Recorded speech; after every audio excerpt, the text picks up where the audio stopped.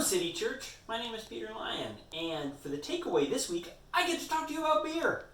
So, say you're heading down to your Kroger. You're thinking, I'm going to pick up a six-pack beer. Maybe you're going to mix a six-pack. You open that fridge, what you're going to discover is about 70 types of IPAs. I love IPAs. I've got IPAs in my fridge. This is Pocahontas. There's a lot of great local varieties. We're not going to talk about them tonight because they've already been talked about too much. Instead, I'm going to talk to you about some beers that you might want to have in your fridge this fall that you might not have thought of already. But to start, I really do want to hang out on start with the little black dress of beers. It's that golden lager. My favorite's Bingo Lager locally. You can also get Hardywood Richmond Lager is a great example of this. It's that beer that when you're at work thinking about having a beer after work, this is the beer you're thinking about. It's malty, it's refreshing, it's clean. It's the go-to. Have it in your fridge. But as you start to think about the fall, you might also want to try its fall cousin, the dark lager.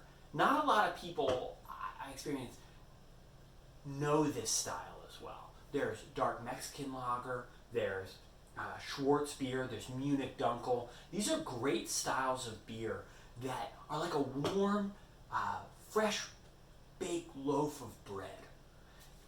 You take this beer, you roast it a little bit, and it's like sweater weather hits, this is the beer you want. It's dark, but not heavy. Next, I want you to think about, what am I going to drink with the rich, fatty, sweet, flavorful foods of fall?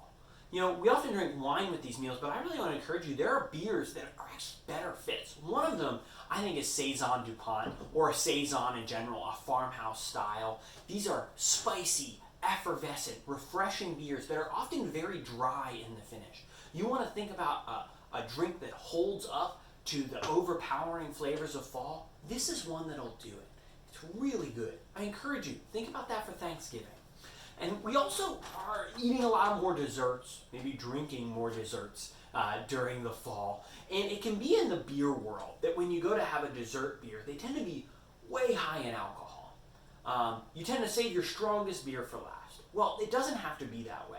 One suggestion I would have for you is a milk stout. They're sweeter because they include a little lactose, which is not fermentable, so it stays sweet in the beer. But that means they don't have to be high in alcohol to kind of have that richness to them. This is one I really like, Firestone Walker out of California. It's nitrogenated, which means instead of carbon dioxide making all the foamy bubbles, it has nitrogen bubbles, which are much smaller, so it's smooth. So you can just enjoy those chocolate, kind of coffee notes to the beer with a sweetness to finish without it being so strong at the end of the night. City Church, I hope this has helped you. Maybe find a new beer style, something you might enjoy. For me, the joy of beer is sharing it with somebody else, with a friend, with somebody I love. I hope that this fall you can share a beer with a loved one. Cheers.